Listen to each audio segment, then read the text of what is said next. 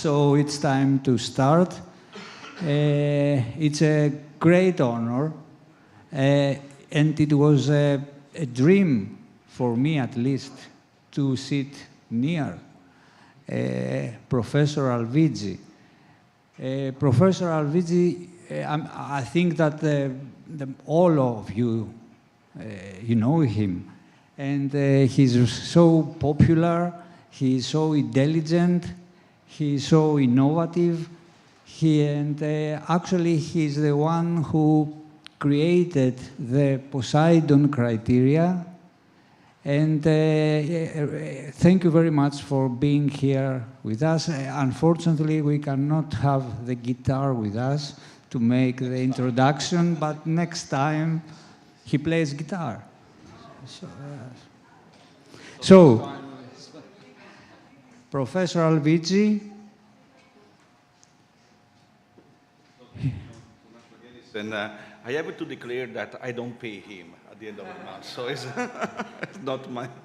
And so, I like to say that, you know, I come from Naples, and Naples was the first Greek colony in the south of Italy, and I think the first historical one of Magna Graecia at that time. And so our culture are so close. So I feel when I come here, I feel at home. And so thank you very much for inviting me. And I would like to do my best in this, I think, 20 minutes. I will do my best to be quiet for sharing with you a relevant issue. This is something that we manage in our clinical practice every day. So more than 50% of patients inside my IVF units are above 35, 37 years of age. And I don't know in Greece, but in Italy at the moment, the percentage of babies born from IVF is almost 5%. But if you consider patients above 40 years of age, it is 20%, meaning that 1 out of 5 babies above 40 years of age is deriving from IVF. So I think it's the most important issue that we have to manage in our clinical practice. This is my disclosure, but I want to go straight to the point. So this is what we can easily see in our clinical practice. So it's quite evident that if you take in consideration the outcome of IVF, I mean pregnancy rate, ongoing pregnancy rate, even live birth rate, there is something that is very evident, that results are quite stable up to 35 years of age. But once patients overcome 35, you have year by year acceleration in the decrease of chance of success. So you can see that between a patient 28 and 35 years of age, there is not so much difference. But between a patient 35 and a patient 42, the difference is incredible. And in fresh cycle standard IVF, above 42 years of age, the chance of pregnancy is even below 10%. This is what happens. So let's have a look to what we did in the field of research in the last 20 years. If I ask you, in your mind, when we talk about ovarian aging, which are the first two concepts rising? So the concept of aneuploidies and the ovarian reserve, in particular anti-Mullerian hormone. They are milestones, but on the same time, can we say that everything concerning ovarian aging is only related to aneuploidies and ovarian reserve? So, with respect to this, I want to show you something. If you consider the rate of euploidies, so the first graph here, I cannot see what I'm pointing, but I can do like this. If you have a look on that side, on the left, the rate of euploidies is there, and you can see that the behavior is the same that we have analyzed concerning the results, the general results. So the rate of euploidies, meaning the percentage of euploid blastocysts, is quite stable up to 35. Once you overcome 35, there is a year-by-year acceleration in the decrease of rate of euploidies. So when you overcome 40 years of age, you can have you can have a perfect blastocyst in terms of morphology, but above 40, the percentage of euploid blastocysts is below 15%, 15%. So it means that if you have 5 blastocysts in a patient, you have to consider that only 1 will be euploid, independently of morphology. The same is for quantity, anti-Mullerian hormone. You can see that the decrease in anti-Mullerian hormone is a little bit more progressive. It's not like the rate of euploidy with the so huge differences. I can see progressive decrease. But from the scale here is not evident, but you can understand something. If you have a look to the dispersion, dispersion means inter-individual variability, standard deviation, error standard, standard error, whatever. You can see that if you have a look to the rate of euploidies, up to 35 years of age, there is incredible inter-individual variability. But once you overcome 35, the dispersion becomes very narrow. So meaning that the inter-individual variability is very, very smooth. So if you have 100 patients, 40 years of age, the rate of euploidy will be very similar. The opposite is for anti-Mullerian hormone. The more the age advances, the more is the dispersion. So you can have 2 women 40 years of age, they can have totally different ovarian reserve, but they will have the same percentage of euploid blastocysts. So if I was clear, it is clear that if you have a patient 40 years of age having 20 oocytes, you have a good chance to have at least 1 euploid blastocyst, because the percentage of euploidy is 20%. But if you only have 3 oocytes, the percentage of euploid blastocysts is the same, so the absolute number of euploid blastocysts will be different, will be very low. So when I have a patient who is 44 years of age, the question is 43 years of age, should I treat this patient with a hair oocyte or not? So the counseling is everything, because I have to maximize the number of eggs. I need to find a way to have a maximum number of eggs. Because if I can have only 5 eggs from a given patient with 43, the probability of having 1 euploid blastocyst will be very, very low. But if from another patient, 43 years of age again, but the ovarian reserve is huge, I can hope that having 10, 15, even 20 oocytes, I can have a chance of having at least 1 euploid blastocyst. So when we say what we have to do to treat, not to treat, when the patient is 43, what is important is this. I know which percentage of a blastocyst will be euploid, and I have an idea of the number of eggs that I can have from this patient. So I have to understand with the patient which is the probability of having at least 1 euploid blastocyst. But the concept I want to show you is totally different. So we said that we spend research, clinical practice on the concept of a euploidy, which is, I can say, the most relevant aspect reflecting genetic aging. But from the other side, we have 2 concepts that we have to keep in mind: embryo viability and embryo competence. And it is incredible, embryo viability and competence are independent of a euploidy. So you can have a euploid blastocyst that implants, but you can have an abortion after 2 or 3 weeks. Or you can have aneuploid blastocysts that are very active in implantation in early stages of pregnancy. So the concept I would like to share with you is the concept that despite they are related to each other, one thing is nuclear maturity and the capability of performing meiosis and mitosis in the correct way, and one thing is embryo viability. that is related to also to cytoplasmic competence. Because we forget that we have cytoskeleton, we have Golgi apparatus, we have mitochondrial activity, we have olemma, which is the membrane with a lot of activities. We have antioxidant apparatus of the oocyte, and they are involved by aging. So aging is not only euploidy or aneuploidy.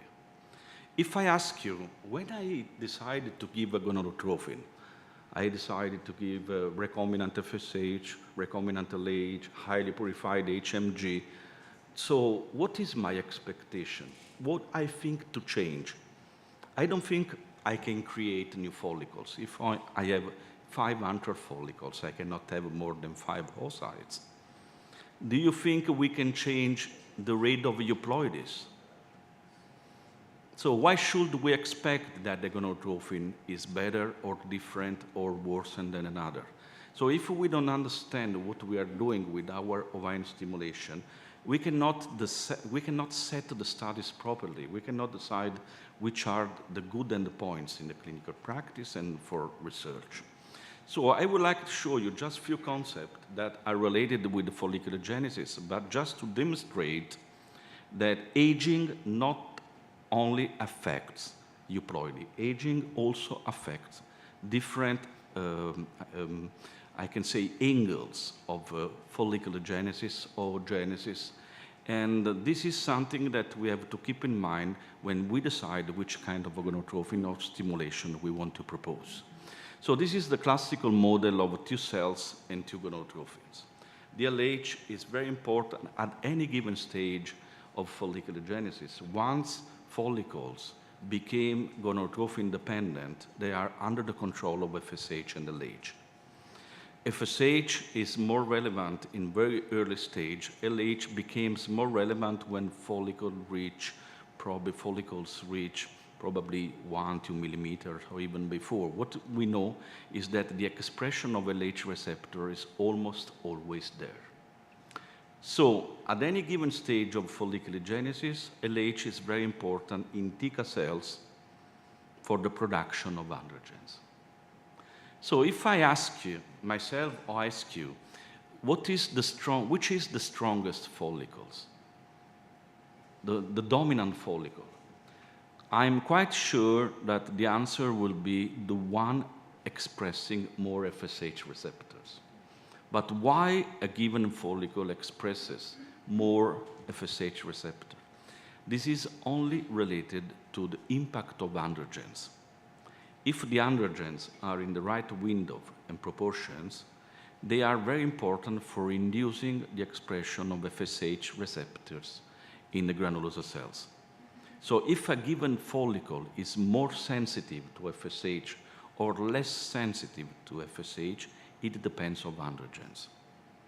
And androgens depends of LH. And LH depends of GnRH pulsatility.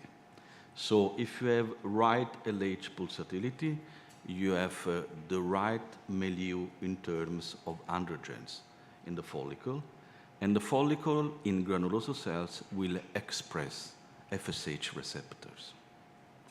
Then something incredible happens. Once follicles reach 8-9 millimeters, the percentage of LH receptors in the granulosa cells dramatically increases. So from a given moment, the LH receptors are also expressed by granulosa cells. But let me think about it. Granulosa cells are not involved in the production of androgens. They do something different. So the same hormone is implicated in the production of androgens in one compartment, but plays a different role in another compartment, only in specific stages of follicular genesis. So the most frequent question I have is, should we give LH from the beginning of the stimulation or in the middle of a stimulation, or only when I give antagonists or in a given moment? I say what I reply is that you can do what you want, but what is important is understanding that you are doing different things. Because if you give LH at the beginning of stimulation, you are pushing the androgen system, you are pushing steroidogenesis, and you are probably making the follicle more sensitive to FSH. So this is very important for recruitment. If you are confident with the concept of follicle output rate, meaning the percentage of androgen follicles responding to ovarian stimulation, reaching maturity, probably you can have a good impact on follicle sensitivity. If you give LH in the middle of stimulation, when follicles are between 10 and 12 millimeters, you are playing a crucial role in the granulosa cells. And what is this crucial rule? I want to show you better. But the concept I want to give you now is that when we have aging, when the patient is above 35, 37, the central pituitary LH is less bioactive. The isoform profiles change, the quantity is reduced, and the production of androgens in the follicle is reduced. So the induction of FSH receptor can change patient by patient. We don't know exactly, because nature is incredible, can counteract everything. But when we start to stimulate a patient who is 37 years of age, we don't know at the beginning if the androgen milieu is optimal or not. And so probably providing LH in patients throughout aging, we probably optimize the oocyte sensitivity, the follicle sensitivity. But let's come back to the concept of LH in the granulosa cells in larger follicles. So this is something I need your concentration. There are a lot of papers clearly demonstrating, basic science, clearly demonstrating that pulsatility of LH, but in particular LH, is very important for synergic activity with FSH in protecting cells against apoptosis. So it's clear that LH, natural LH, has anti-apoptotic activity. This is very important because the apoptosis is a mechanism regulating the cell survival.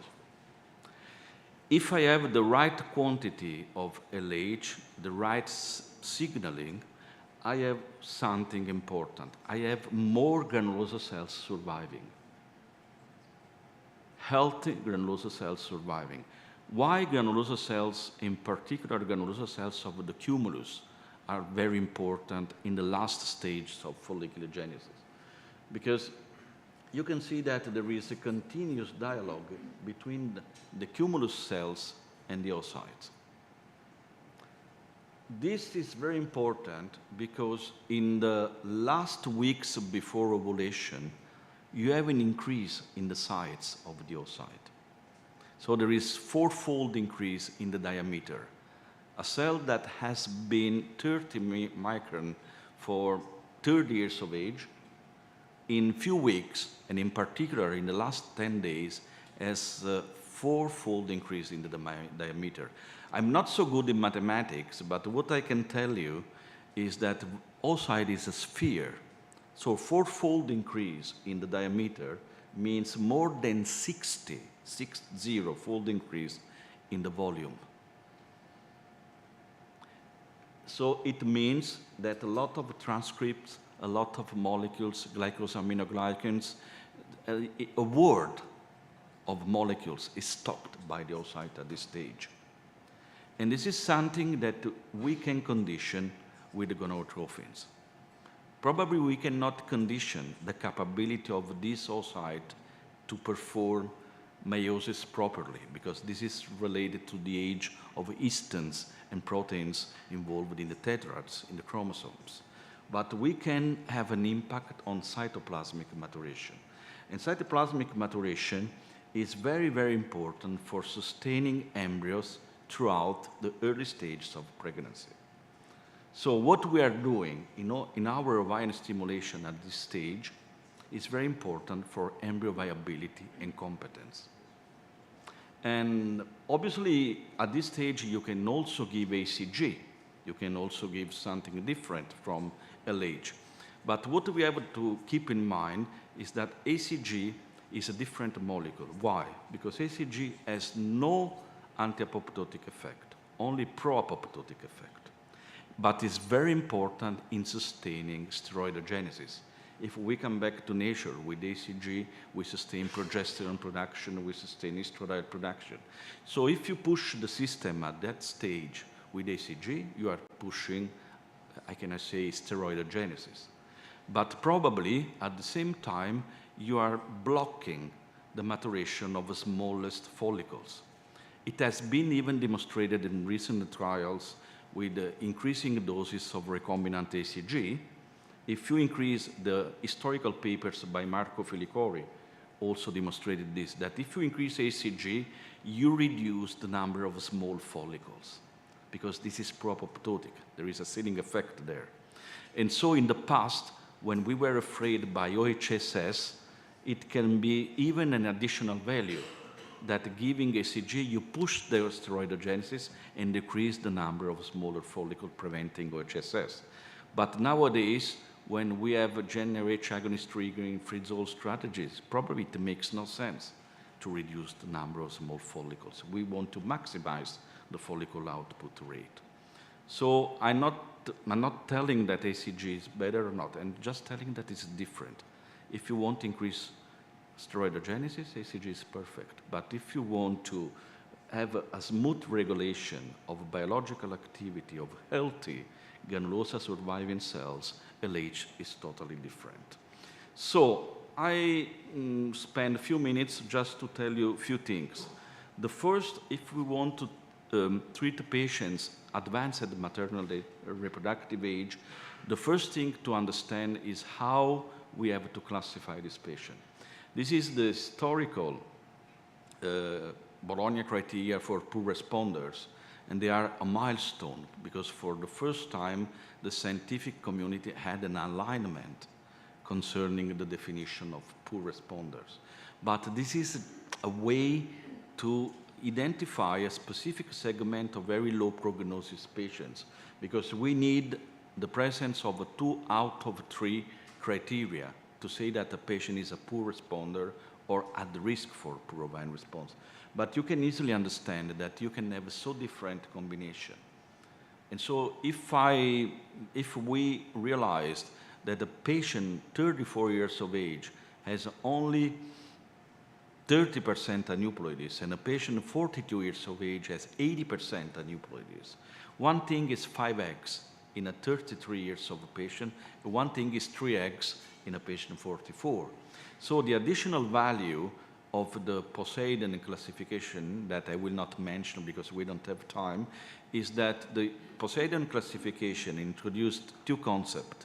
The first is the ovarian sensitivity, meaning I have a 3x, but I have a 3x why? Because the antral follicle count is 3, or because the antral follicle count is 10 and only 3 follicles responded to the stimulation.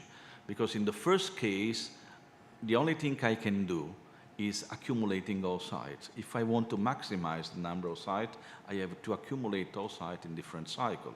But if I had 3 eggs all moving from 10 antral follicles, probably the ovarian sensitivity is affected by something. And so in this patient, I can try to have more oocyte by increasing the starting dose of FSH or by adding LH. So the ovarian sensitivity is a very simple concept. The number of eggs is consistent with the initial expectation in terms of antral follicle count, or I add less follicles growing than expected, because this is totally different in terms of pathogenesis. And the other concept is the age-related aneuploidies, meaning that I exactly know at any given age what is the rate of euploidy, so I can balance the number of eggs I want to the expected rate of aneuploidies. So the 4 Poseidon groups are just a way to identify homogeneous groups of patients with homogeneous pathogenesis and requirement. I mean that group 1 and 2 are patients where the initial ovarian reserve is very good, and so the poor ovarian response was unexpected. In these patients, probably I need to work in terms of ovarian stimulation, and probably giving some LH activity since the beginning in these patients means increases the chance of having optimal androgen milieu and increasing the recruitment. Patient groups 3 and 4 are patients with very low ovarian reserve.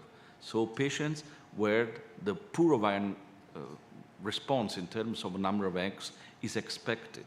So in this patient, I need to find a way for maximizing effort. I don't have to lose follicles, and for optimizing the oocyte quality. This is the only thing that I can do, and even accumulating eggs throughout different stimulation cycles. That's the reason why I think that if we have a look to the, for instance, the studies concerning the recombinant LH, just to give you an idea, if we give recombinant LH in the SPART study, in the SPART study, recombinant LH was given in patients 39, 40, 41 years of age with a very low ovarian reserve. So in this patient, given recombinant LH, it is not expected that recombinant LH can increase the number of eggs because the antral follicle count at the beginning was very low. And the rate of aneuploidies is very high in patients above 40. So it's very difficult to find a difference in number of eggs. But if you have a look at the post-hoc analysis, and the sample size is huge anyway, you can see that the patients receiving recombinant LH had dramatically lower with a difference that was statistically significant in terms of miscarriage. So probably in this patient, giving recombinant LH, we didn't modify the number of eggs. So the study failed, but we probably improved oocyte competence and embryo viability. So this is perfectly consistent with the Gani-Relics dose-finding study, with historical study with the long protocol by Westergaard, all the studies demonstrating that in elderly patients, LH levels were very low, found an increase in abortion rate. So we had been looking probably at the wrong endpoint because gonadotropins can only change oocyte competence and viability. And probably if you have a look to this study with a different eye, and this is what has been done in another study that was proposed by the Poseidon group, where the efficacy and the efficiency of a recombinant LH was not tested in poor responders, but in patients between 35 and 39 years of age, even with a good ovarian reserve. So we have to change the mindset, not LH in poor responders. LH just because the patient is between 35 and 40. And if you select the study where recombinant LH has been given in this patient, you can easily find in more than one meta-analysis that the implantation rate, the ongoing pregnancy rate, look at the box B, so they are all increased by the use of recombinant LH. The box A is related to patients, to studies including a patient above 40. If you consider all the studies including a patient above 40, you lose the effect of recombinant LH. But this is a matter of a sample size, because above 40, the rate of aneuploidies increases dramatically. And you cannot counteract by giving LH, ACG, or other gonadotropins. But if you have this window of observation between 35 and 39, and you give recombinant LH, you will find a decrease in the abortion rate, an increase in the implantation rate, meaning that you are correcting something which is not probably related to aneuploidy or euploidy. So I conclude my presentation with two informations. One is deriving from the German register of, this is real-world data, so there is more, almost 15,000 cycles analyzed with the propensity score. So here you only have a patient between 35 and 39 years of age, treated with recombinant FSH alone and recombinant FSH plus recombinant LH. So we are not talking about poor responders, just common population. And so here I want to analyze only the segment of a patient between 5 and 14 oocyte retrieved. So age 35, 39, same sample size, patients not treated because of poor responder, whatever, normal ovarian reserve, and you can see that there is a dramatic increase even in the live birth rate. So the change of mindset is not thinking that agonotrophins is better than another because the patient is a poor responder, but poor responder meaning the worst patients with only 200 follicles, 45 years of age. So if you take patients that are not young by reproductive point of view, meaning patients between 35 and 39 that still have a very good ovarian reserve, in this patient optimizing the recruitment, the fourth, maximizing the number of eggs retrieved, and trying to modify something at the cytoplasmic level, you can probably have very good results. And I think, because I had some slides addressing the rule of accumulation program in patient 3-4 Poseidon, but I prefer to spend, if I have time for some questions, I prefer to stop here. Thank you very much. Thank you. This is the last slide that I don't comment, but the question is, what can we expect from different gonotrophins? So you can give your opinion or your questions on this.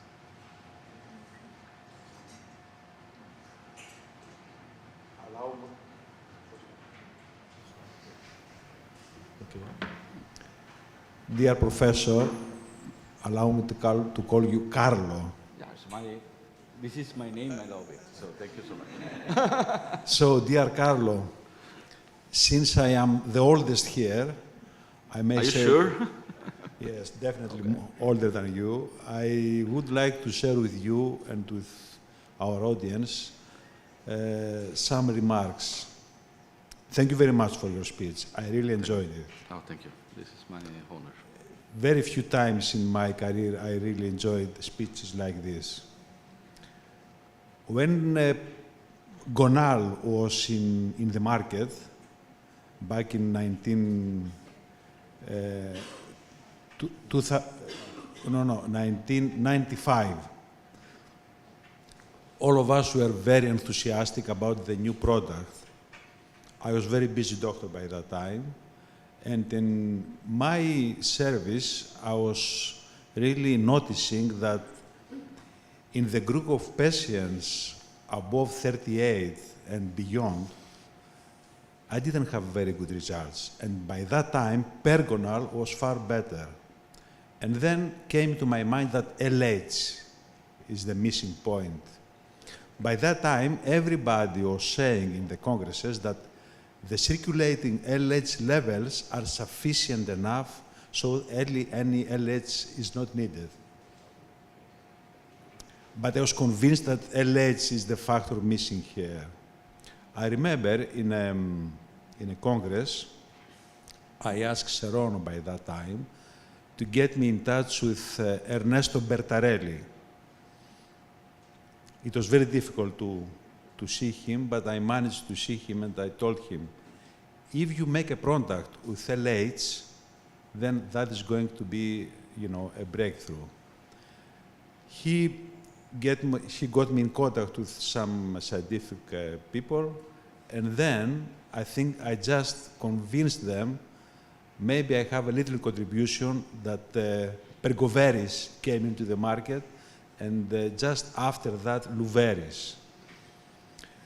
And I think since then, the LH theory now is the golden standard, and everybody here knows that in older patients, LH is needed. Unfortunately, in this country, Pergoveris is having difficulties in the circulation, but I totally agree and believe that LH is, the key factor So thank you very much for your Thank you speech. for your consideration, and You traveled I totally us. agree with you. You know, Poseidon is the god of sea. You know that. Yes. So you managed to navigate us to nice waters. Poseidon comes from Greece, so it's a Greek classification at the end of the day. Any questions from the audience? No? Anyway, I don't know if we have time for questions, but I'm totally available around for any kind of questions, or even by mail, or whatever. Κάποια ερώτηση? Yeah, Ο καθηγητής ο κύριος Βλάχος. Thank you very much. It's fantastic. I really like the physiology behind it. And, there was always a debate about you need the legs activity or the real legs, and what is the substitution between the two. Do you think there's a same role for using recombinant legs for normal responders, for normal women less than 35? Would it make any difference? Do we really need it there? Yes, thank you very much for this question, because one thing that has to be clear is that LH is not harmful. So to reach a ceiling effect with recombinant LH, you should give minimum 750 international units. So working with 75, even 150, even 225, there is no risk for the oocyte, for whatever. So it depends on you, because, for instance, in some countries, and I have to take in consideration some economical aspect. In some countries, for instance, Germany, the cost of recombinant FSH and recombinant FSH, I don't know if I can mention the name of the drugs, but we understand what we are talking, is the same. So there is no additional cost if I prescribe recombinant FSH, alpha-folitropin, and if I prescribe recombinant FSH plus recombinant LH. So a lot of doctors, so that's the reason why the German register is so rich of information. So there are doctors prescribing regularly. And so if you can do this, the most convenient thing is using this in all patients, because if the patient doesn't require, DLH will be not harmful. But if there is some need of salt in the soup, you have to correct the soup during cooking, LH is there for correcting. If the problem of price is there, I think that the most convenient thing is when a patient is young, she's 35, 32, 28, I don't think that there is so relevant difference among gonadotrophins. You can give FSH as a first attempt, you can give HMG. What is important is understanding that these gonadotrophins are different. So I mean that recombinant FSH is a little bit, is more active in recruitment. So this is even proven by merit studies, by all the studies demonstrated clearly that with recombinant FSH at the same dose you have more oocytes. So if you want to maximize the number of oocytes, or you can use another gonadotrophins, urinary, but you have to give higher doses. So when the patient is above 35, you will have probably 80% of the patients perfectly balancing, counteracting everything. But there is probably 20-25% of patients that have a specific requirement of LH, and there is no predictive test to know it before. So I think that I give recombinant LH in two kinds. In Italy, the price is higher, so I have to select. And I give in only two kinds of patients. The patients that independently of age had low fort in a previous stimulation, meaning a patient with a history of 10 antral follicles, only 4 follicles growing, or longer stimulation, or less oocytes than expected. In a second stimulation, I start with the recombinant LH since the day one. Or patients between 35 and 40. Above 40, probably the LH continues to work, but this is not sufficient to counteract the aging of the oocytes. Κύριος Ιωαννίδης.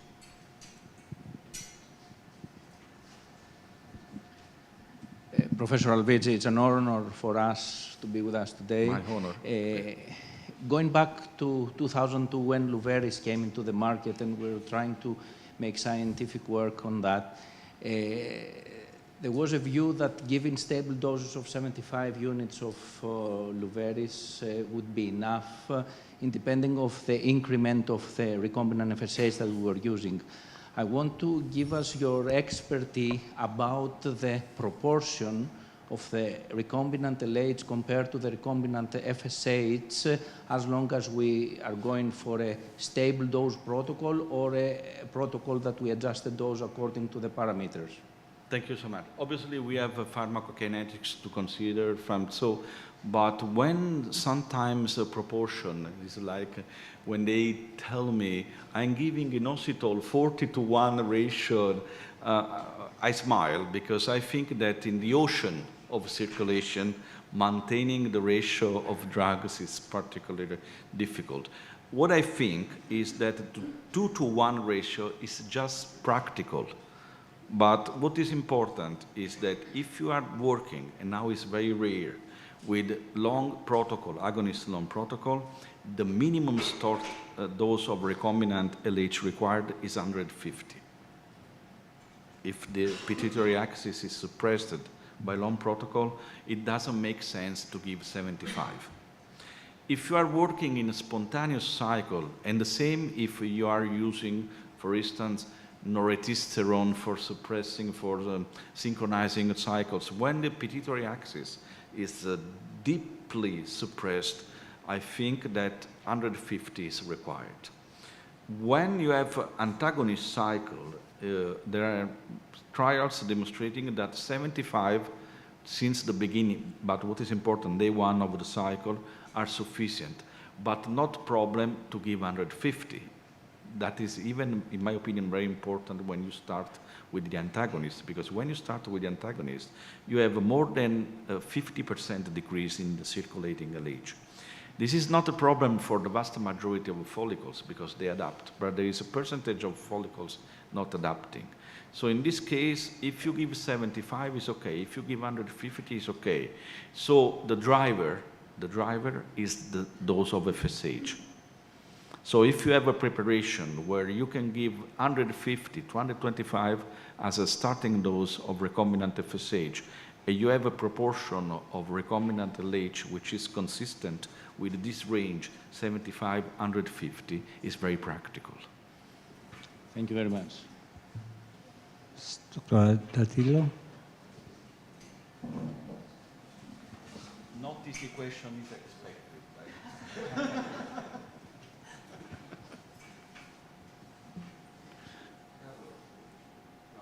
Off? Okay. Well, Carlo, you're showing us ACG behaves pro-apoptotic, LH the opposite, but they interact the same receptor. As far as we know, this is very intriguing. As far as we know, post-receptoral events are the same, but we may fade. Maybe there is some difference. How do we explain? Because there can be something here to understand. Okay. No, this is very important. So you know that the same hormone, but you are very expert in this, the same hormone can induce different transduction system according to the pulsatility, link, capability of creating vesicle inside the exosome.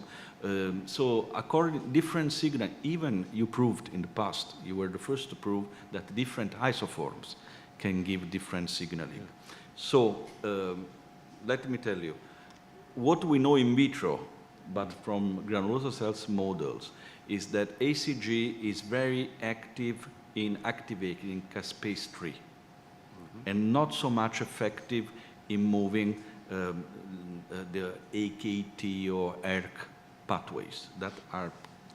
Okay. Indeed, I was not questioning. So despite they link the same receptors, they can activate totally different cascades.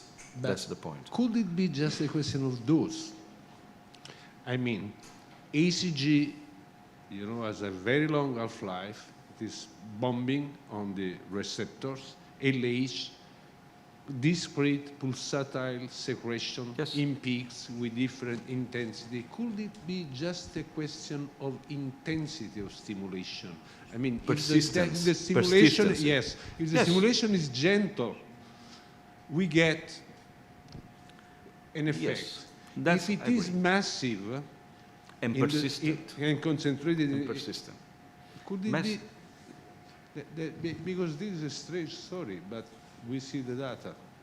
Yes, but the question is, yes, I think that signaling, persistence of signaling can make the difference.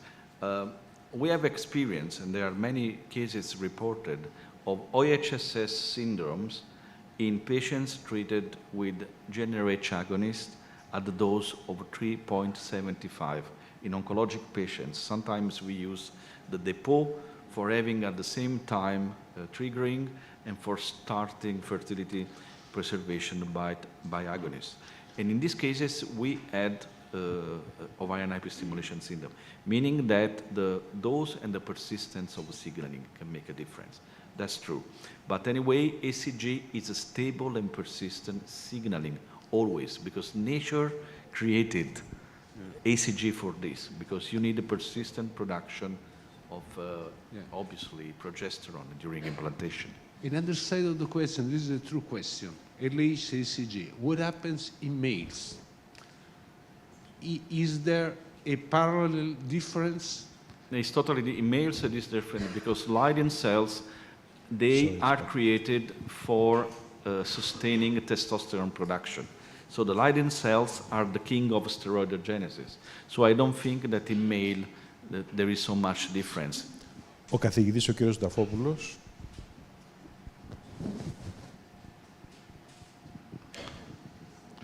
Thank you for your excellent presentation, Professor Alviggi. I'd like to ask you, in PPOS protocols, where we know that